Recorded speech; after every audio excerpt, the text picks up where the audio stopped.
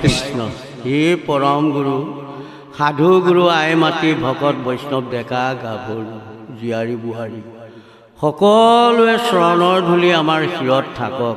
আমি আজি পাঠভাগ কীৰ্তন কৰোঁতে জানিবা অজানিতেই কিবা ভুল স্তুতি হৈ গ'লে শব্দ উচ্চাৰণ সকলোখিনি দুখ আপোনালোকে নিজৰ দাসৰ দাস বুলি চৰণত ঠাই দি ক্ষমা দিয়ে যেন। কৃষ্ণ।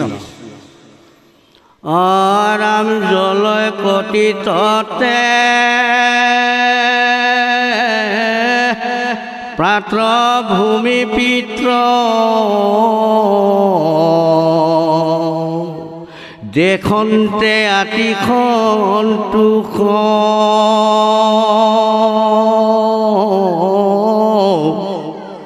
নুপুৰে ৰঞ্জিয়া অৰুণ চৰণ যেন পদ্ম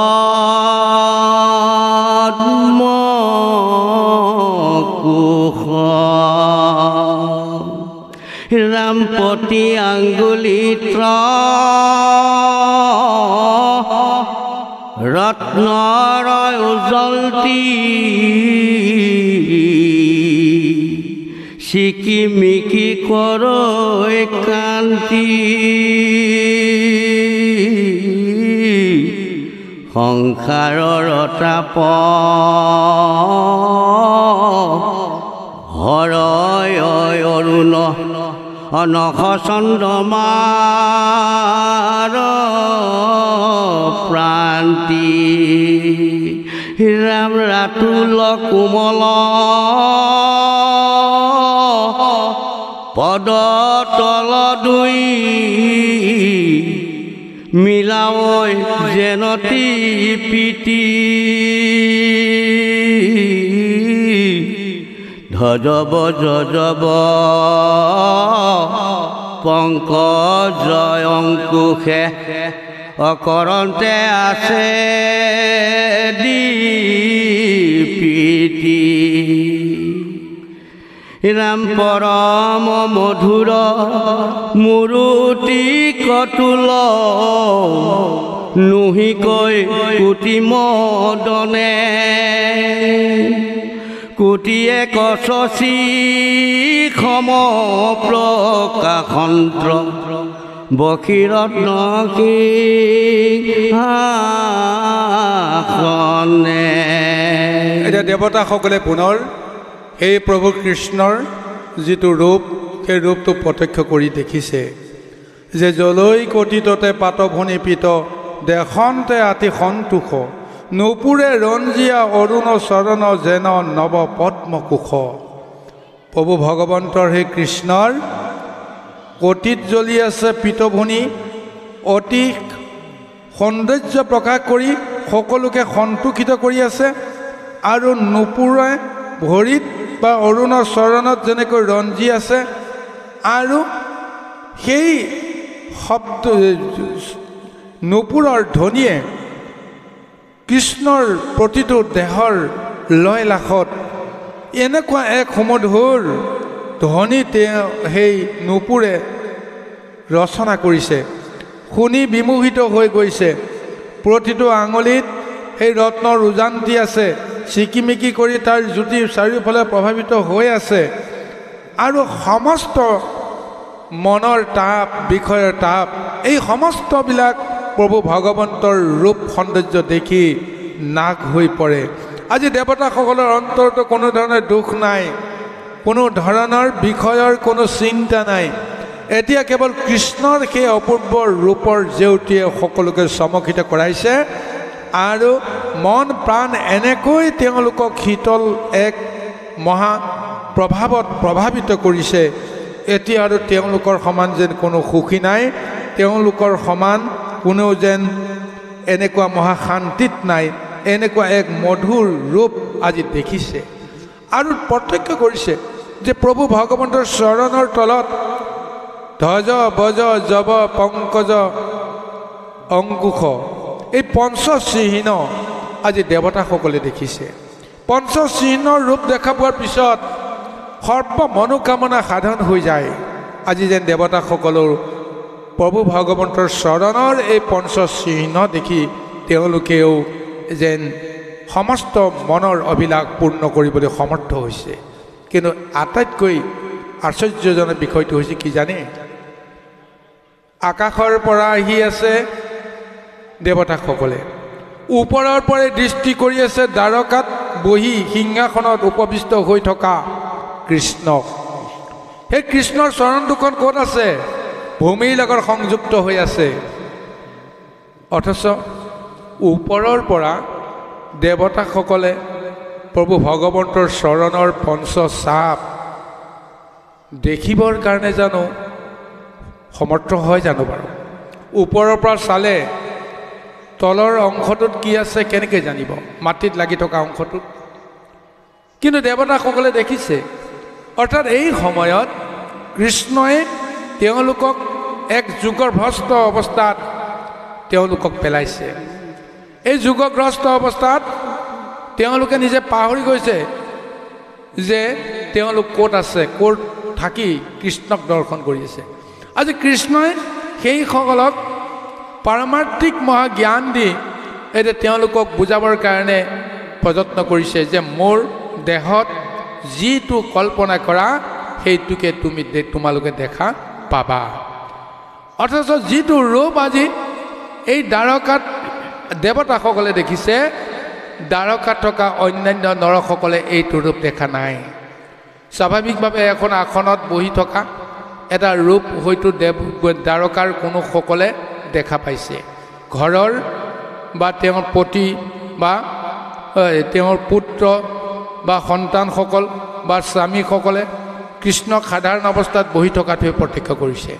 কিন্তু একেটা সময়তে দেৱতাসকলে যিটো দেখিছে, অৰ্থাৎ প্ৰভু ভগৱন্তে তেওঁলোকৰ মনৰ ব্যৱস্থাৰ মতে যিটো ৰূপে তেওঁলোকক সন্তুষ্টিত কৰিব পাৰে সেইটো ৰূপ তেওঁ ধাৰণ কৰি দেখুৱাইছে। অথচ একে সময়তে সেই ৰূপ দ্বাৰকাৰ অন্যান্যসকলে সাধাৰণ ৰূপেৰে আগতে যেনেকৈ দেখি আছে হয়তো তেনেকেই তেওঁক হয়তো দেখিবলৈ সক্ষম হৈছে। এয়াই হৈছে প্ৰভু ভগৱন্তৰ অনন্ত মহিমা, ৰহস্য পৰম ৰহস্য লীলা। তেওঁ অন্তৰত থাকিয়ে অন্তৰ্যামী ৰূপে সমস্ত কথা তেওঁ জানে আৰু সেই অনুসাৰে সকলোৰে মনোবাঞ্ছা পূৰণ কৰিবৰ কাৰণে, মনসুখ দিবৰ কাৰণে তেওঁ এই লীলা কৰি দেৱতাসকলক সন্তুষ্টিত কৰি আছে। কৃষ্ণ ৰাম প্ৰভুৰ ৰূপৰ প্ৰভাৱ দেখিয়া দেৱগণ সস্ৰকিত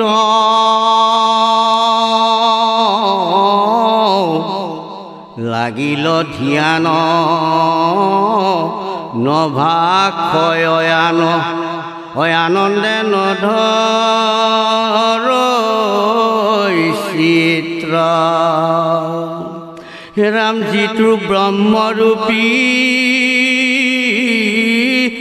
পৰম ঈশ্বৰ দেখিয়া প্ৰাঙ্ক খাই খাতে চতুভি জীৱেহি জয় কৃষ্ণ কৃষ্ণ অৰি পুষ্পবৰশীলা মাধে। এতিয়া বহু সময় ধৰি দেৱতাসকলে কৃষ্ণৰে ৰূপ দৰ্শন কৰি আছে আৰু এই ৰূপ দৰ্শন কৰি থকাৰ সময়ত সমস্তবিলাকৰ যিটো আনন্দ উৎসৱ জয় পৰি গ'ল। আহোঁতে উৎসৱ কৰি আহিছে, যেতিয়া কৃষ্ণৰ ৰূপ দেখা পোৱাৰ লগে লগে সমস্তবিলাক নীৰৱ হৈ গ'ল।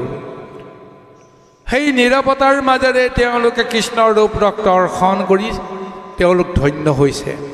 আৰু এটা সময়ত তেওঁলোকৰ মনত এই ধাৰণাটো আহিল, যিটো ৰূপ আজি বাহিৰত দেখিছোঁ এইটো ৰূপ আমি অন্তৰতো দেখিব লাগিব। অৰ্থাৎ এইটো ৰূপ আমি অন্তৰত লৈহে আমি দ্বাৰকাৰ পৰা হয়তো উভতি যাম। আৰু সেই তেনেকুৱা এটা মানস তেওঁলোকে কৰিলে আৰু সকলোৱে খন্তেক প্ৰত্যেকে ধ্যানস্থ হৈ চকু মুদি যিটো ৰূপ বাহিৰত কৃষ্ণৰ এই অপূৰ্ব মূৰ্তি দেখা পালে সেই মূৰ্তিটো তেওঁলোকৰ অন্তৰত যেতিয়া বহুৱাই ল'লে বহু সময় সেই মূৰ্তিটোক দৰ্শন কৰিয়েই তেওঁলোক কৃতাৰ্থ হৈ আছে। আৰু এটা সময়ত ভগৱন্তে তেওঁলোকক ধ্যান ভংগ কৰি দিলে। হয়তো মনতে ভাবিলে যে যিটো উদ্দেশ্যে তোমালোকে আহিছা সেই উদ্দেশ্য ব্যক্ত কৰা। এনেদৰে তোমালোকে যদি সাধকৰ দৰে ধ্যানত সমাধিত লিপ্ত হৈ থকা কাৰ উপকাৰ হ'ব? গতিকে সেইকাৰণে তেওঁলোকৰ অন্তৰত এই জ্ঞানটো দি তেওঁলোকৰ ধ্যান ভংগ কৰি দিলে। আৰু চকু মেলি যেতিয়া চাই কৃষ্ণৰ সেই অপূৰ্ব মূৰ্তিটো দেখি তেওঁলোকৰ মনত আৰু উল্লাহে নধৰা হৈছে। আৰু তেতিয়া জয় কৃষ্ণ ধ্বনিৰে সমস্ত এক উল্লাস প্ৰদৰ্শন কৰি সেই কৃষ্ণৰ ওপৰত সমস্তই পুষ্পবৃষ্টি আৰম্ভ কৰিছে। এতিয়া নীৰৱতা ভংগ হৈ পুনৰ কৃষ্ণৰ যশ গুণ তেওঁলোকে গাবলৈ প্ৰযত্ন কৰিছে। ৰাম ব্ৰহ্মা মহেশক আগ কৰি ভৈলা অ দেৱগণ এক শাৰী কৃষ্ণৰ সন্মুখে স্তুতি আৰম্ভিলা অকৰ জোৰে জানো পাৰি শুনা নৰলোক মুকুতি মিলোক কৃষ্ণত্ৰ ভকতি কৰা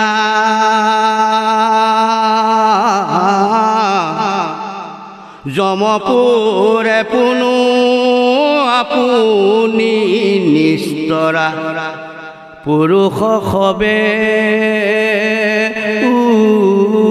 উদ্ধাৰা। এতিয়া কৃষ্ণৰ এটা কটাক্ষ দৃষ্টি পায়। আজি দেৱতাসকলৰ মন সন্তুষ্ট হ'ল। জয় কৃষ্ণ ধ্বনি কৰি তেওঁলোক কৃষ্ণৰ সন্মুখলৈ আগুৱাই আহিল আৰু ব্ৰহ্মা ৰুদ্ৰক আগত দি সমস্ত দেৱতাসকলে আঁঠু কাঢ়ি এতিয়া কৃষ্ণক মিনতি কৰিবলৈ আৰম্ভ কৰিছে, স্তুতি কৰিবলৈ আৰম্ভ কৰিছে। যি উদ্দেশ্যত আজি তেওঁলোক আহিল তাক ব্যক্ত কৰিবলৈ বিচাৰিছে। আৰু এই বৰ্ণনাৰ আঁত ধৰি আজি আমাক মহাভাগৱতে মহা উপদেশ প্ৰদান কৰিবলৈ কৈছে। শুনা নৰলোক মুকুতি মিলোক কৃষ্ণত কৰা ভকতি যমপুৰে পুনু আপুনি নিষ্ঠাৰা সবে পুৰুষ উদ্ধাৰী। আজি এনেদৰে আমাক এই জ্ঞানটো দিছে যে হে নৰলোক, মুক্তিৰ কাৰণে জীৱবিলাকে সংসাৰত জন্মগ্ৰহণ কৰিছে। প্ৰত্যেকটো জীৱই সংসাৰত জন্মগ্ৰহণ কৰা এদিন হ'লেও মুক্তি পাব লাগিব। এই মুক্তিৰ বাঞ্ছাত এই জীৱবিলাক আবদ্ধ হৈ আছে। আৰু এই সমস্ত জীৱই 84 লক্ষ যোনি অতিক্ৰম কৰি এটা সময়ত নৰতনু দেহা লাভ কৰে। আৰু এই নৰতনু দেহা লাভ কৰি যদি সংসাৰৰ পৰা মুক্ত হ'বলৈ যদি ইচ্ছা কৰে তেতিয়াহ'লে কৃষ্ণক জানিব লাগিব, কৃষ্ণক বুজিব লাগিব। কোনে জীৱৰ সৃষ্টি কৰিছে, কোনে এই জীৱবিলাকক ৰক্ষা কৰিছে, কোনে জীৱবিলাকক সংহৰণ কৰিছে, এই কথাটো জানিব লাগিব। কাক লগত লৈ জীৱবিলাকে কৰ্ম কৰিছে এই কথাখিনি যেতিয়া আমি জানিব পাৰিম তেতিয়াহ'লে সেইজনৰ লগত আমাৰ যিটো সম্বন্ধ সেই সম্বন্ধ কেতিয়াও আমি অস্বীকাৰ কৰিব নোৱাৰিম। আৰু তেতিয়াই সেইজন নহ'লে যদি আমি একো কৰিব নোৱাৰোঁ, সেইজনে যি কৰিব দিয়ে তাকে আমি কৰিবলৈ যদি বাধ্য হওঁ তেতিয়াহ'লে সেইজনক ভকতি কৰাৰ বাহিৰে আমাৰ কোনো গত্যন্তৰ নাই।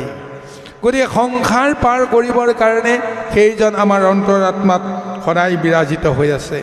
আৰু এনেদৰে তেওঁৰ যদি ভকতি কৰা যায়, কৰ্ম কৰা যায়, আমি এই সংসাৰৰ পৰা আমি নিজকে মুক্ত কৰাই নহয়, যিটো বংশত আমি জন্মগ্ৰহণ কৰিছোঁ প্ৰথম সেই বংশটো আমাৰ লগতে মুক্ত হৈ যাব। গতিকে সেইকাৰণে আজি যদু বংশত শাপগ্ৰস্ত এটা বংশত স্বয়ং প্ৰভু ভগৱন্ত আহি জন্মগ্ৰহণ কৰাৰ উদ্দেশ্য এটাই যে প্ৰভু ভগৱন্তৰ মানত উচ্চ নীচ সৰু বৰ পাপ পুণ্য এই সমস্তবিলাকৰ বিষম দৃষ্টি বিষম ভাৱনা তেওঁৰ অন্তৰাত্মাত নাই, সকলোৰে প্ৰতি সম। গতিকে এই যদুবংশত যিসকল সন্ত সাধু মহন্ত ৰূপত জন্মগ্ৰহণ কৰি আছে, শাপগ্ৰস্ত এটা বংশত জন্মগ্ৰহণ কৰাৰ কাৰণে তেওঁলোকেও উদ্ধাৰ পোৱা নাই। গতিকে সেইকাৰণে প্ৰভু ভগৱন্তে কৈছে যে এইটো বংশক মই এটা সীমা দিব লাগিব, এইটো বংশক মই সমোলনছে যদি উদ্ধাৰ কৰিব লাগে তেতিয়াহ'লে মই এই বংশত পুত্ৰৰূপে মই জন্মগ্ৰহণ কৰিব লাগিব। গতিকে পুত্ৰৰূপে জন্মগ্ৰহণ কৰা বংশধৰ এজন সন্তানৰ কাৰণতে পিতৃকুল উদ্ধাৰ পাব পাৰে। গতিকে আজি কৃষ্ণই নিজেই এই শাপগ্ৰস্ত বংশত তেওঁ নিজেই পদাৰ্পণ কৰিছে আৰু কৰি তেওঁ নিজৰ লগতে সমস্ত জগতক উদ্ধাৰ কৰাৰ যিটো পন্থ আজি প্ৰদান কৰিছে। আৰু একেটা তত্ত্বকে আমাক দিছে মহাভাগৱতে। আমি নিজৰ জীৱনত আমি যিবোৰ ধৰ্ম কৰ্ম কৰিম, ঈশ্বৰক ভকতি কৰি যদি সেই কৰ্ম কৰোঁ তেতিয়াহ'লে আমি সংসাৰৰ পৰা নিজে নিজে মুক্ত হৈ যাম। কিন্তু নিজেই মুক্ত হৈ গ'লে লাভ হ'ব কাৰ? প্ৰথমতে লাভ হ'ব সমস্ত বংশৰ যিটো ৰূপ, সেই ৰূপটো এক মহা দৰ্শনত প্ৰতিভাত হ'ব, সেই বংশৰ যকৃতি বাঢ়িব আৰু সেই বংশটো আমাৰ লগতে তেওঁ উদ্ধাৰ পাব। যিটো কথা এদিন প্ৰহ্লাদে অনুভৱ কৰি হিৰণ্যকশিপুৰক বধ কৰাৰ পিছত নৰসিংহ ভগৱন্তক তেওঁ কৈছিল যে হে প্ৰভু, মোৰ পিতৃয়ে ইমান দুৰাচাৰ কৰিলে, ইমান মহা পাপ কৰিলে, তোমাৰ প্ৰতি ইমান বিদ্ৰোহ কৰিলে, সেই বিদ্ৰোহ বা অসামান্য তেওঁৰ যিখিনি মহা অপৰাধ, সেই অপৰাধ কোনো দিন কেতিয়াও ক্ষমাৰ যোগ্য নহয়। কিন্তু আপুনি যদি মোক ক্ষমা কৰিছে, আপুনি যদি মোক ভকত বুলি যদি জ্ঞান কৰিছে, তেতিয়াহ'লে মোৰ এটা আবেদন আপুনি ৰক্ষা কৰক যে মোৰ পিতৃৰ শত সহস্ৰ অপৰাধ মোৰ মুখলৈ চাই ক্ষমা কৰক। তাৰপিছত নৰসিংহ প্ৰভুৱে হাঁহি হাঁহি তেওঁক উপদেশ দিছিল যে হে বৎস, তুমি কেনেকৈ ভাবি ল'লা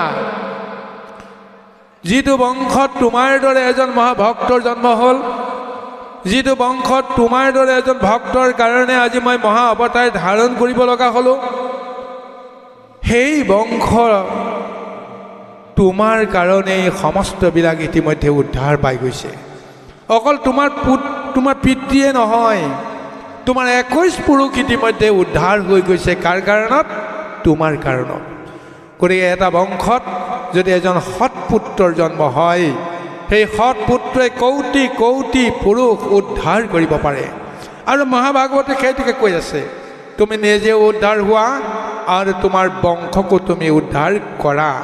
তাৰ কাৰণে বেলেগ একো কৰিব নালাগে, কেৱল কৃষ্ণত ভকতি কৰা, কৃষ্ণত মন প্ৰাণ সঁপি দি সমস্ত কৰ্ম কৃষ্ণৰ আদেশত যেন কৰিবৰ কাৰণে বাধ্য হোৱা, সমস্ত কৰ্ম কৃষ্ণৰ কৰ্ম বুলি, কৃষ্ণৰ দাসৰ দাস বুলি জ্ঞান কৰি তেওঁ ভালপোৱা কৰ্ম কৰিবৰ কাৰণে প্ৰযত্ন কৰা, তেতিয়া নিজকো উদ্ধাৰ কৰিবা, জগতকো উদ্ধাৰ কৰিব পাৰিবা।